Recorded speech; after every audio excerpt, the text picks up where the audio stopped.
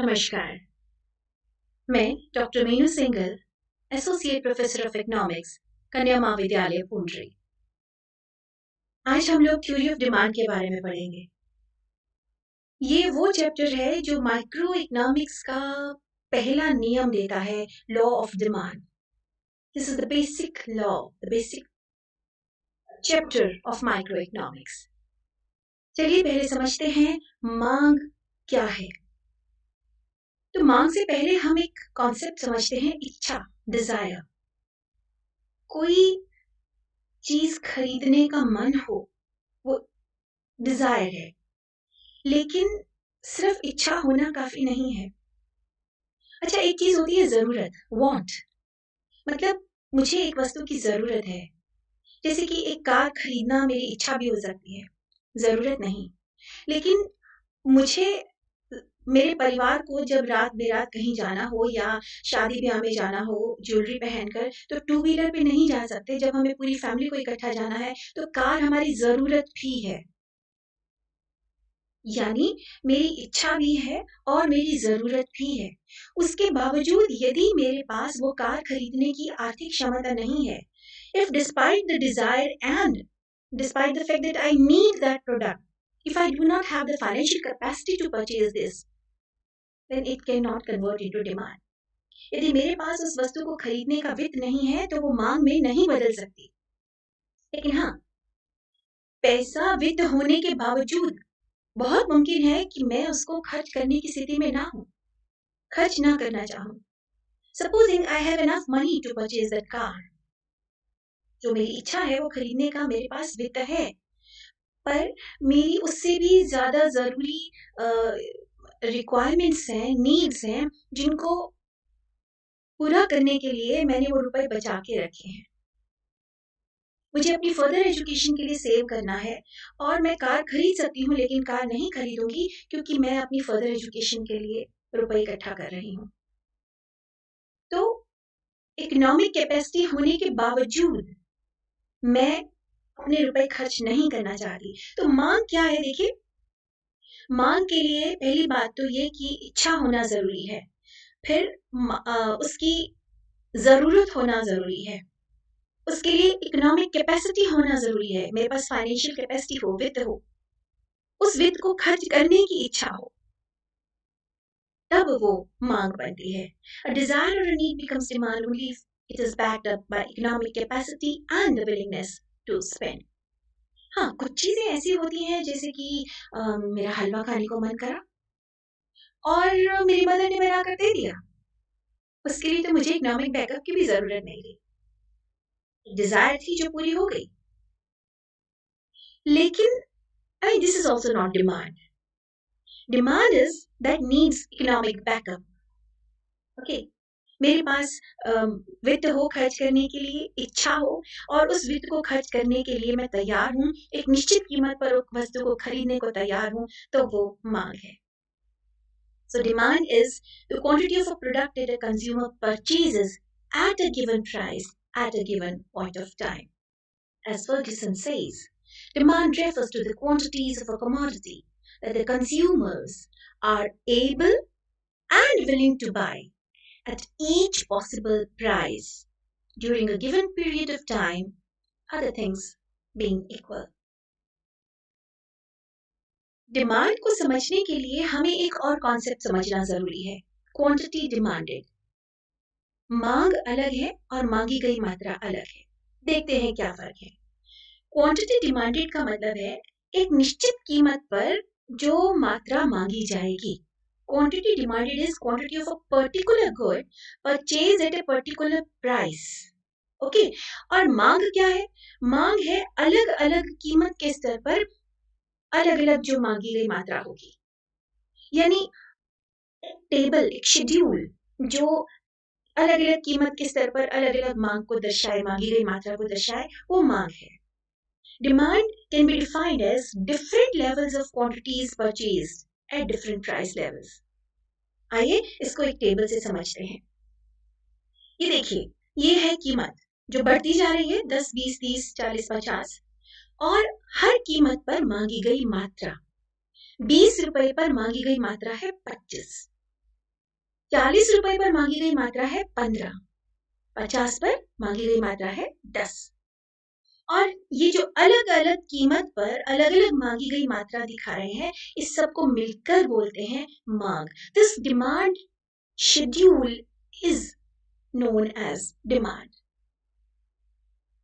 आप एक चीज और नोट करेंगे इस टेबल में, जैसे जैसे कीमत बढ़ रही है आप देख रहे हैं मांगी गई मात्रा कम होती जा रही है।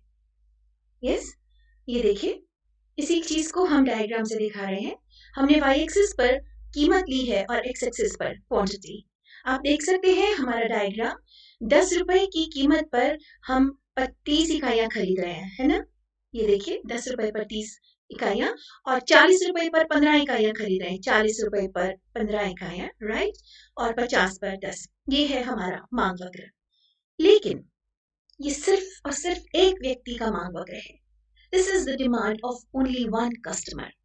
यदि मैं जानना चाहती हूँ कि पूरे बाजार की मांग कैसी होगी, तो उसके लिए मुझे बाजार में जितने भी ग्राहक हैं उन सब की मांग निकालनी होगी और उनको अलग अलग कीमत पर उनकी मांग को जोड़ना होगा। I'll have to find out the demand of every customer at different price levels and then we'll have to horizontally add, I will have to add the demand at every price level so as to find the market demand. चलिए इसको एक numerical से समझते हैं। ये है आपकी कीमत जो वही पुराने वाले ली है, 10 से लेकर 50 तक बढ़ रही है। और आसानी के लिए मान लिया है कि इस बाजार में सिर्फ 2 ही ग्राहक हैं। There are only 2 customers, A and B. Well, this is the demand schedule or demand of customer A, जो 10 रुपए पर 30 इकाइयां खरीद रहा है, 30 पर 20, 40 पर 15। और ये है B की डिमांड। आप देख सकते हैं कि बी की मांग हर कीमत स्तर पर ए से कम है। This can be a coincidence, लेकिन एनीवे हमारे को मांग वक्र निकालना है बाजार का। तो हर कीमत पर हम लोग ए और बी दोनों की मांग को जोड़ लेंगे। We'll add up the demand of all the customers. Here we have only 2 customers, so we'll add the demand of both these customers A and B at every price level. So at rupee 10 the demand is of 55 units, at rupee 40 the demand is 25 units, and so on. आइए इसको हम diagram से भी देखते हैं। Market demand curve, इसको निकालने के लिए पहले मुझे ए व्यक्ति का मांग वक्र निकालना है। वही एज यूजुअल, यहाँ प्राइस और यहाँ क्वांटिटी एक्स एक्सिस पर। This is the demand curve for person A, for customer A, and then this diagram will be for customer B, and here I can trace the diagram of customer B. अब इन दोनों की मांग को जोड़कर मेरे पास आया market demand curve. आप देख सकते हैं प्राइस का स्केल सेम लिया है हमने y एक्सिस पर, लेकिन जो स्केल x एक्सिस पर है वो बदल गया है। अब हमने 5, 15, 25, 10 का गैप लिया है, राइट। और ये है आपका बाजार मांग वक्र जो इन दोनों को जोड़कर ही आया है। And then let me try to understand the factors that affect demand of a customer. एक उपभोक्ता की मांग को प्रभावित करने वाले कौन से तत्व होते हैं? सबसे पहला कारण तो देखिए उसकी अपनी कीमत होती है। अभी हमने देखा कि जैसे जैसे चीज सस्ती हो रही थी उसकी मांग बढ़ रही थी, है ना। इसके अलावा संबंधित वस्तुओं की कीमतें, देखिए वस्तुएं 2 तरह से, there can be a number of ways we can classify goods. हम वस्तुओं को कई तरीके से वर्गीकरण कर सकते हैं, जिसमें एक तरीका है सब्स्टिट्यूट्स और कॉम्प्लीमेंट्री गुड्स। सब्स्टिट्यूट्स होते हैं जो एक दूसरे की जगह इस्तेमाल कर सकते हैं, that is the goods that can be used against each other, whereas complementary goods are those which are supposed to be used with each other, जो अकेले अधूरे हैं, हमें एक दूसरे के साथ इस्तेमाल करने हैं। जैसे चाय नहीं पी तो कॉफी पी ली, कॉफी नहीं तो चाय, so these are substitutes। आप ये नहीं है कि चाय और कॉफी इकट्ठा पिएंगे, है ना, these are substitutes। और ब्रेड और बटर, आप ब्रेड खाली नहीं खा पाएंगे, उसके साथ आपको जैम या बटर चाहिए, और बटर आप ऐसे ही नहीं खा पाएंगे, उसके लिए आपको साथ में रोटी या ब्रेड कुछ चाहिए, है ना। So bread and butter are complementary to each other, वो एक दूसरे के साथ इस्तेमाल होते हैं। अब अगर ब्रेड सस्ती हो जाएगी तो बटर की मांग पर फर्क पड़ेगा, और महंगी हो गई तो भी। सिमिलरली चाय महंगी हो जाएगी तो लोग कॉफी पीना ज्यादा शुरू कर देंगे, और चाय सस्ती हो गई तो कॉफी वाले ग्राहक भी चाय पीना शुरू कर देंगे. So price of related goods also affect the demand of a good. फिर इनकम नेचुरली, अब मेरी तनख्वाह बढ़ जाएगी तो मैं हर वस्तु की मांग बढ़ाऊंगी ना. और फिर सिर्फ मेरी आय नहीं, संपत्ति भी. अब देखिए ना, कई बार ऐसा होता है, आप अपने सर्कल में देखेंगे, दो लोग हैं, दोनों की सेम इनकम लेवल है, दोनों के परिवार का आकार एक जैसा है, फिर भी दोनों की खर्च करने का तरीका अलग अलग है. हम कह देते हैं एक कंजूस है, एक खुले दिल का है. क्या सच में? देखिए, बहुत सारी चीजें होती हैं. फॉर एग्जाम्पल, एक व्यक्ति बेशक कमा बराबर रहा है, लेकिन उसके पास पीछे बाप दादाओं की छोड़ी हुई जायदाद संपत्ति बहुत है. उसको कोई परवाह नहीं है कि फ्यूचर में क्या होगा. उसके पास ऑलरेडी बहुत सारी धन है, संपत्ति है. जबकि दूसरा व्यक्ति कमा बेशक उतना ही रहा है, लेकिन उसके पास बैकअप नहीं है. उसके बाप दादा उसके लिए कुछ छोड़कर नहीं गए. उसको जो कुछ मैनेज करना है आज के लिए भी और अपने फ्यूचर के लिए भी, वो अपनी ही कमाई हुई आय से करना है.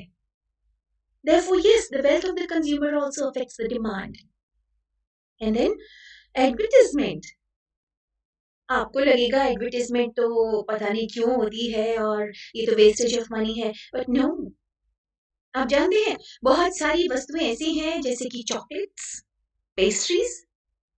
ये एक रिसर्च का कहना है कि कुछ ऐसी चीजें हैं जैसे चॉकलेट, पेस्ट्री, जिनको देखते ही, जैसे ही मैं ऐड देखती हूँ, मेरा खाने को मन कर जाता है.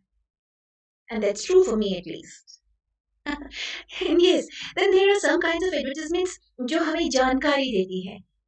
अब मुझे कोई चीज जरूरत है, बट आई डोंट नो कि मैं वो जरूरत कैसे पूरी करूं. तो मार्केट में जब कोई नई चीज आती है, उसकी एडवर्टाइजमेंट होती है, ये बताते हैं कि देखिए इसका ये प्रयोग है, आप इनको घर में भी इस्तेमाल कर सकते हैं, दुकान पर भी इस्तेमाल कर सकते हैं, ये आपको ऐसे हेल्प करेगा. And yes, I feel I can purchase that good. मुझे उसके बारे में पता चलता है और मैं खरीद लेती हूँ. तो एडवर्टाइजमेंट से भी मांग पर फर्क पड़ता है. फिर मेरे परिवार का आकार. नेचुरली परिवार में ज्यादा बड़े लोग हैं तो मैं ज्यादा सामान खरीदूंगी ना. और फिर कंपटीशन. घर में बच्चे हैं तो अलग तरह की मांग होगी, बुजुर्ग हैं तो अलग, फीमेल ज्यादा है तो अलग तरह की मांग होगी, मेकअप का सामान आएगा, है ना. और मेल्स है तो hard drinks and all that. Okay. Then taste, habits, fashion. जिस चीज का फैशन है, जिस चीज की आदत है, हम लोग वो ज्यादा खरीदते हैं ना. अब कोई कहे कि पनीर बहुत अच्छा होता है सेहत के लिए, but I don't like paneer, तो मैं नहीं खाऊंगी ना. Taste, that matters. And then future expectations. देखिए, फ्यूचर एक्सपेक्टेशंस कई तरह की हो सकती हैं, जैसे कि आय की. मुझे लगता है कि देखिए, मेरी प्रमोशन ड्यू है और मेरी तनख्वाह बढ़ जाएगी आने वाले टाइम में, मैं खर्चे अभी से बढ़ा दूंगी. और यदि मुझे लगता है मेरी तनख्वाह कम हो सकती है, रिटायरमेंट ड्यू है, तो मैं अभी से अपने खर्चे कम कर दूंगी. और फिर एक्सपेक्टेशन सिर्फ आय की ही नहीं है, कीमतों की. मुझे लगता है कि जो वस्तु मैं खरीद रही हूँ वो आने वाले टाइम में और सस्ती हो जाएगी, तो सोचूंगी अभी मत खरीदो, जब सस्ती होगी तब खरीदूंगी. और लगता है कि आने वाले टाइम में और महंगी हो जाएगी, तो लगता है ये खरीद के रख लेती हूँ, बाद में तो और महंगी हो जाएगी. So yes, the expectations regarding price also affect the demand of a good. पर ये सारे जो फैक्टर्स बताए हैं मैंने आपको, determinants, these are uh, from the point of view of a customer, of a consumer, एक उपभोक्ता के नजरिए से. यदि मैं पूरे बाजार के नजरिए से देखूं तो कुछ एक दो फैक्टर्स और जोड़ सकती हूँ, जैसे कि इनकम डिस्ट्रीब्यूशन, आय का वितरण. देखिए, ये पाया गया है कि निर्धन व्यक्ति जो है वो अपनी आय का ज्यादा हिस्सा उपभोग करते हैं. They consume a larger part of their income, whereas rich people consume a smaller part of their income. वो अमीर लोग अमीर आय अपनी कम खर्च करते हैं क्योंकि उनकी सारी जरूरतें ऑलरेडी पूरी हो चुकी हैं. तो यदि ऐसे में आय का वितरण असमान है, if income is unequally distributed, अमीर लोगों के पास ज्यादा है और बहुत सारे गरीब लोगों के पास थोड़ी सी आय है, तो देखिए मांग कम हो जाएगी ना. अमीर लोगों के पास, जिनके पास पैसा है, वो तो खर्च ही नहीं कर रहे. And if this income is equally distributed, यदि इसका वितरण समान है, तो उसकी वजह से देश में मांग बढ़ जाएगी. And the other point is almost same, size and composition of the population. देश में जनसंख्या बढ़ेगी तो मांग बढ़ेगी, कम होगी तो मांग कम होगी। अब कॉम्पोजिशन देखिए ना, भारत की कॉम्पोजिशन ऑफ पॉपुलेशन कैसी है? हमारे यहाँ यंग लोग बहुत हैं, बहुत ज्यादा। अब जहाँ यंग पॉपुलेशन है वहाँ की मांग अलग तरह की भी होती है। More mobiles are purchase, more expenditure is done on stationery products, books, laptops, electronics. उसी तरीके से बुजुर्ग लोग हो किसी देश में तो मांग अलग तरह की होगी। So composition also affects the demand, market demand. अब जब हमने सभी डिटर्मिनेंट्स के बारे में जान लिया तो देखते हैं कि मांग फलन कैसे बनेगा। Well, demand of x basically it's a function of price of x, its own price, price of related goods, income, taste, fashion, habit, size of the family, expectations regarding income and price, है ना? अब इनमें से अक्सर हम ये मान लेते हैं कि बाकी सभी तत्व स्थिर रहते हैं और एक फैक्टर है जो main, this is the major determinant, मुख्य निर्धारक तत्व उस वस्तु की अपनी कीमत होती है। तो इसको मैं कैसे लिख सकती हूँ? Demand of x is a function of the same, I mean I have repeated the same above equation, the only difference is कि अब मैंने price of related goods, income यानी अदर फैक्टर्स के ऊपर ये डंडा बार लगा दिया है which says they remain constant. Okay, अब ऐसे में other things remaining the same, जब मैं सिर्फ कीमत, उस वस्तु की अपनी की कीमत में परिवर्तन आने का असर मांग पर, उसकी अपनी मांग पर देखूं, this is known as law of demand. But the law of demand as defined by Marshall, the law of demand states that amount demanded increases, मांगी गई मात्रा बढ़ जाती है with a fall in price, कीमत के कम होने पर, and diminishes when price increases, तो मांगी गई मात्रा बढ़ जाती है कीमत के गिरने पर और कम हो जाती है कीमत के बढ़ने पर। So there is inverse relationship between the two, but then other things being equal, remaining the same. In fact, शब्द अलग हैं, सेम डेफिनेशन है प्रोफेसर सैमुअलसन की। Law of demand states that people will buy more at lower prices and less at higher prices, ceteris paribus, other things remaining the same. अब इसको diagram और table से देखना हो तो मैं वही पुराने वाला टेबल और डायग्राम रिपीट करूंगी। यही देखिए जो इंडिविजुअल डिमांड का हमने बनाया था कि कीमत जैसे जैसे बढ़ रही है, मांग आप देख सकते हैं कम हो रही है। ये रहा हमारा डिमांड कर्व, प्राइस यहाँ एक्स एक्सिस पर क्वांटिटी, और ये है आपका डिमांड कर्व जो कि ऊपर से नीचे की ओर आ रहा है। And the relationship between price and quantity is negative, कीमत ज्यादा है तो मांग कम है और कीमत कम हो गई तो मांग बढ़ गई। So we can see that there is inverse relationship between the price of a commodity and its own demand. Okay. Whenever we create a law, जब भी हम कोई नियम बनाते हैं तो उसके लिए कुछ चीजें मान लेते हैं। तो क्या चीजें, क्या मान्यताएं हैं मांग के नियम की? What are the assumptions of law of demand? First of all, prices of related, देखिए बेसिकली क्या है, अभी जो मैंने बोला ना अन्य बातें समान रहे, वही चीज है। सेल्फ की प्राइस के अलावा बाकी सभी तत्वों को हम स्थिर मान लेंगे। जैसे price of related goods remains constant, okay. Then उपभोक्ता की आय स्थिर रहती है, परिवार का आकार स्थिर रहता है, टेस्ट, हैबिट्स, कल्चरल प्रैक्टिसेस में कोई परिवर्तन नहीं आता। There is no change in future price expectations और इनकम एक्सपेक्टेशंस, आय या कीमत के में कोई उतार चढ़ाव होगा इसकी कोई मैं उम्मीद नहीं रख रही। अब सवाल है कि मैं कह रही हूँ कि मांग वक्र नीचे की ओर झुका होता है, क्यों? Why does demand curve slope downwards? The first reason is law of diminishing marginal utility, घटते सीमांत तुष्टि गुण के नियम का लागू होना। अब ये नियम क्या है? ये नियम कहता है कि जैसे जैसे मैं किसी एक वस्तु की और इकाइयां उपभोग करती हूँ, उनसे मिलने वाली सीमांत उपयोगिता कम होती चली जाती है। The law states that as and when I go on purchasing more and more units of a commodity, the marginal utility received from every successive unit goes on diminishing. तो ऐसे में क्या होता है, मैं उपभोक्ता के तौर पर कब संतुलन में होती हूँ? जब उस वस्तु से मिलने वाली सीमांत उपयोगिता और उस वस्तु की कीमत बराबर हो। फॉर एग्जाम्पल, एक वस्तु है एक्स, वो 25 रुपए की है और मुझे उसकी आखिरी इकाई से यदि 25 की ही संतुष्टि मिल रही है तो बस मैं इतना ही खरीदूंगी। अगर मुझे उसकी आखिरी इकाई से 24 की संतुष्टि मिल रही है तो बताइए 25 रुपए देकर मैं 24 की संतुष्टि क्यों प्राप्त करूंगी? अगर फर्म या दुकानदार मुझको वो वस्तु बेचना चाहता है या बाजार में अपने सामान को और भी बेचना चाहता है तो उसको एक ही तरीका है कि वो कीमत कम कर दे। कीमत कम करेगा तो जिनको उससे सीमांत उपयोगिता कम मिल रही है वो भी उसको खरीद लेंगे। This is the first reason. Then another reason is income effect, आय प्रभाव।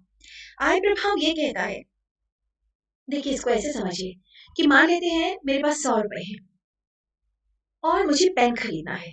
एक पेन 10 रुपए का है तो मैं कितने पेन खरीद सकती हूँ? 10, है ना? और यदि पेन की कीमत कम हो जाए, 5 रुपए की हो जाए, तो अब मैं कितने पेन खरीद सकती हूँ? 20। पेन की कीमत कम होने से मेरी रियल इनकम बढ़ गई है। Earlier I was able to purchase only 10 pens, now I can purchase 20 pens. कीमत आधी हो गई तो मैं पेन दुगने खरीद सकती हूँ। My real income has increased. तो मैं वाकई में अपनी मांग बढ़ा दूंगी। अपनी बढ़ी हुई तनख्वाह से मैं सिर्फ 10 पेन नहीं खरीदूंगी, 14 पेन खरीदूंगी। 14 पेन खरीद के भी मेरे कितने रुपए खर्च हुए? 70 रुपए। 30 रुपए फिर भी बच गए। देखा, real income. And then substitution effect. मान लीजिए पेंसिल भी 10 रुपए की थी और पेन भी। अब पेन तो 5 का हो गया लेकिन पेंसिल अभी भी 10 रुपए की है। तो मैं सोचती हूँ छोड़ो ना, पेंसिल क्यों खरीदी, अब मैं पेन ही खरीदूंगी। पेंसिल की जगह अभी पेन खरीदूंगी। देखा, पेन के सस्ता होने से पेंसिल की मांग कम हो गई और पेन की मांग बढ़ गई। इसलिए भी कीमत के कम होने पर मांग बढ़ जाती है। इसे हम बोलते हैं प्रतिस्थापन प्रभाव, सब्स्टिट्यूशन इफेक्ट। एंड देन ये तो सिंपल सी चीजें थी, छोटी छोटी सस्ती सस्ती। अगर कोई महंगी चीज है जैसे कार, कारपेट, टीवी, फ्रिज, अब कई बार हम एक वस्तु अफोर्ड नहीं कर पाते, लेकिन अगर वो सस्ती हो जाए तो वो लोग जो पहले अफोर्ड नहीं कर पा रहे थे वो भी उसको खरीदना शुरू कर देते हैं। नए कस्टमर आ जाते हैं और फिर मांग बढ़ जाती है। तो सस्ता होने पर मांग बढ़ जाती है। और यदि कोई वस्तु महंगी हो जाए तो सपोजिंग मैं सोच रही थी, मैं पैसे बचा रही थी कि ये नई चीज खरीदूंगी, लेकिन अब वो और महंगी हो गई, अब मैं नहीं खरीद पाऊंगी। तो महंगा होने से मांग कम हो गई। And lastly alternative uses. बहुत सी वस्तुएं ऐसी होती हैं जिनके अनेक उपयोग होते हैं, जैसे कि दूध। अब दूध को मैं पी भी सकती हूँ, चाय बना सकती हूँ, दही जमा सकती हूँ, पनीर बना सकती हूँ, खीर बना सकती हूँ। लेकिन दूध महंगा है। जब दूध महंगा है तो मैं उसको सिर्फ बेसिक कामों के लिए इस्तेमाल करती हूँ, पीने के लिए, चाय के लिए, दही के लिए। लेकिन जैसे ही दूध सस्ता होता है तो मैं अक्सर पनीर भी बनाने लग जाती हूँ।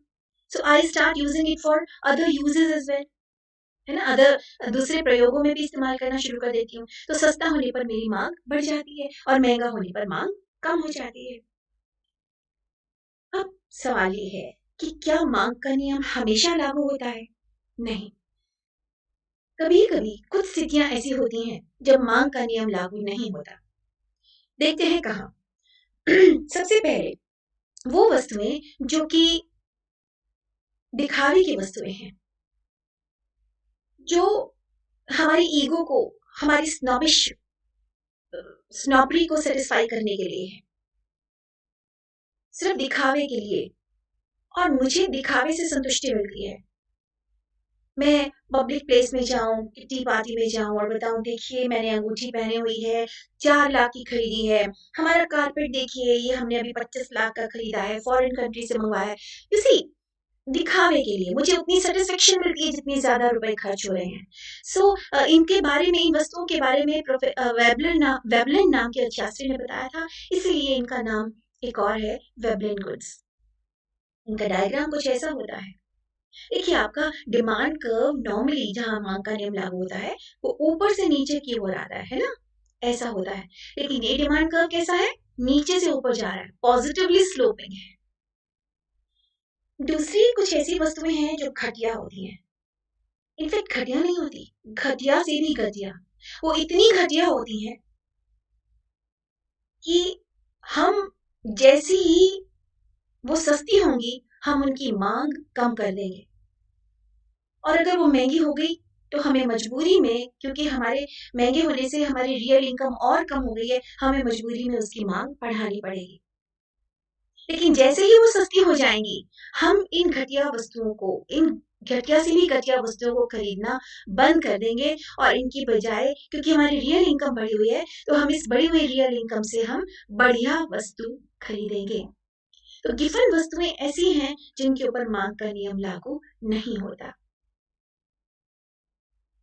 तीसरी है नेसेसरी गुड्स, यानी वो वस्तुएं जो कि आवश्यकता, हमारी बेसिक नेसेसिटी को पूरा करती हैं। फॉर एग्जाम्पल नमक, आटा। अच्छा बताइए, आपकी तनख्वाह दुगनी हो गई तो आज आप 2 रोटियां खाते हैं, 4 खानी शुरू कर देंगे? आप एक दिन में करीब 1 चम्मच नमक खा लेते हैं, 2 चम्मच नमक खाना शुरू कर देंगे? नहीं ना? एग्जैक्टली।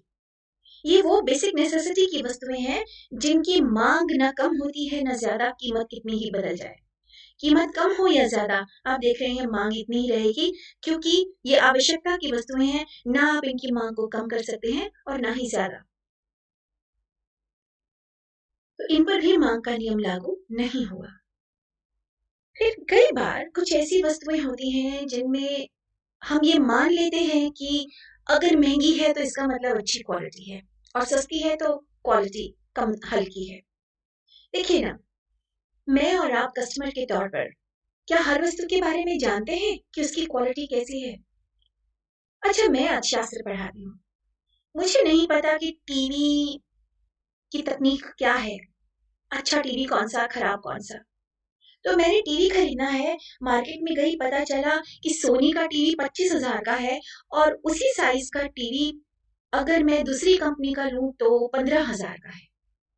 तो मैं सोचती हूँ कि 25,000 वाला टीवी है तो कुछ तो खास बात होगी ना, ज्यादा अच्छा होगा अगर दूसरे टीवी से 5-10 हजार महंगा है तो मैं क्या करती हूँ, सोनी खरीद लेती हूँ कि एक बार खरीदना है, मैं तो best quality खरीदूंगी।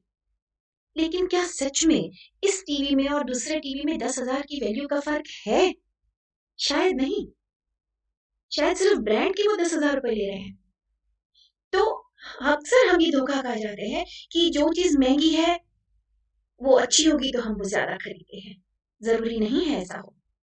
And then lastly, speculation regarding future prices. हम जो एक्सपेक्टेशन रखते हैं, हमें लगता है कि आने वाले टाइम में कीमतें बढ़ जाएंगी। देखिए, मुझे लगता है फ्यूचर प्राइसेस विल राइज, तो मुझे लगता है कीमतें बढ़ेंगी तो अभी से खरीद के रख लो,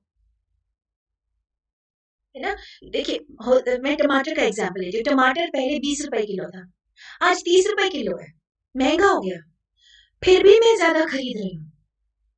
आप जानते हैं महंगा होने पर तो हम कम खरीदते हैं ना, पर महंगा होने पर भी मैं ज्यादा खरीद रही हूँ, क्योंकि मुझे दुकानदार ने कहा है कि अगले 10 दिन में ये और महंगा हो जाएगा, 60-70 रुपए किलो हो जाएगा। तो अभी भी पहले से महंगा है, महंगा होने के बावजूद मैं ज्यादा खरीद रही हूँ, क्योंकि मैं एक्सपेक्ट कर रही हूँ कि आगे कीमतें और बढ़ेंगी, एंड वाइस वर्सा। उसी तरह कीमत कम है पहले से, फिर भी मैं नहीं खरीद रही, क्योंकि मुझे लगता है अभी आगे कीमतें और कम होगी। These are some of the exceptions to law of demand. अब last topic, change in quantity demanded and change in demand. देखिए, दोनों में दोनों बहुत इंपॉर्टेंट है और छोटा सा फर्क है। क्वांटिटी डिमांडेड, जब कीमत में परिवर्तन की वजह से मांग बदल जाए तो उसको बोलते हैं मांगी गई मात्रा में परिवर्तन। Change in quantity demanded of a commodity due to change in its own price, other things remaining the same। और किसी चीज में, तत्व में और किसी डिटर्मिनेंट में कोई फर्क नहीं पड़ा, सिर्फ और सिर्फ उस वस्तु की कीमत में परिवर्तन आने से जब मांग कम या ज्यादा हो जाए, उसे हम बोलते हैं चेंज इन क्वांटिटी डिमांडेड। और यदि अन्य तत्वों में परिवर्तन आने की वजह से मांग बदल जाए, यानी कीमत में फर्क नहीं पड़ा, अन्य वेरिएबल्स में फर्क पड़ा है, उसकी वजह से मांग बदल जाए, उसको हम बोलते हैं चेंज इन डिमांड। तो चेंज इन क्वांटिटी डिमांडेड जो है, इसमें तो हम एक ही डिमांड कर्व पे ऊपर नीचे घूमते रहते हैं, जबकि चेंज इन डिमांड में हमारा डिमांड कर्व ही या ऊपर खिसक जाता है और या नीचे खिसक जाता है। It is depicted by shift in the demand curve. इसको डायग्राम से समझते हैं। सबसे पहले नहीं, एक बार और इसको एक और डिटेल में देखते हैं। चेंज इन क्वांटिटी डिमांडेड दो तरह से होती है। एक है मांग बढ़ना। बढ़ना मतलब बढ़ेगी क्यों मांग? कीमत में परिवर्तन से मांग कब बढ़ेगी? जब कीमत कम हो जाए। तो सस्ता होने पर जब मांग बढ़ जाए उसको बोलते हैं मांग में विस्तार, एक्सटेंशन ऑफ डिमांड। और महंगाई की वजह से कीमत बढ़ने से जब मांग कम हो जाए उसको बोलते हैं कॉन्ट्रैक्शन ऑफ डिमांड, मांग में संकुचन। और ये तो था due to changes in price. अब यदि अन्य तत्वों में परिवर्तन की वजह से मांग बदले उसको हम बोलते हैं चेंज इन डिमांड। यदि मांग बढ़ जाए, अन्य तत्वों में परिवर्तन की वजह से मांग बढ़ जाए तो इंक्रीज इन डिमांड। अन्य तत्वों में परिवर्तन की वजह से मांग कम हो जाए तो डिक्रीज इन डिमांड। अब इसको अगर मैं न्यूमेरिकल से और टेबल से देखूं, एग्जाम्पल से सॉरी, तो ये देखिए कीमत, ये टेबल है। 40 रुपए की कीमत पर आप 50 इकाइयां खरीद रहे हैं और 15 पर 200, यानी सस्ता होने पर आपकी मांग पहले से 4 गुना बढ़ गई। ये डायग्राम है आपका। 40 रुपए पर आप 50 इकाइयां खरीद रहे हैं, है ना, और 15 रुपए पर आप 200 इकाइयां खरीद रहे हैं। मांग 50 से 200 बढ़ गई। This is movement along the demand curve. आप ए से बी पर आ गए। देखा, ए बिंदु से बी बिंदु पर आ गए। ए पर आप 50 इकाइयां खरीद रहे थे और बी पर आप 4 गुना ज्यादा। You are purchasing 4 times more units of X. How many units? 200। बिल्कुल इसका उल्टा देखिए, दूसरा केस कॉन्ट्रैक्शन ऑफ डिमांड। वही टेबल है, मैंने इसको उल्टा रिवर्स कर दिया है। पहली स्थिति ये ले ली है कि कीमत 15 रुपए है तो मांग 200 इकाइयों की, और जब कीमत बढ़ गई 40 रुपए की हो गई तो मांग कम हो गई।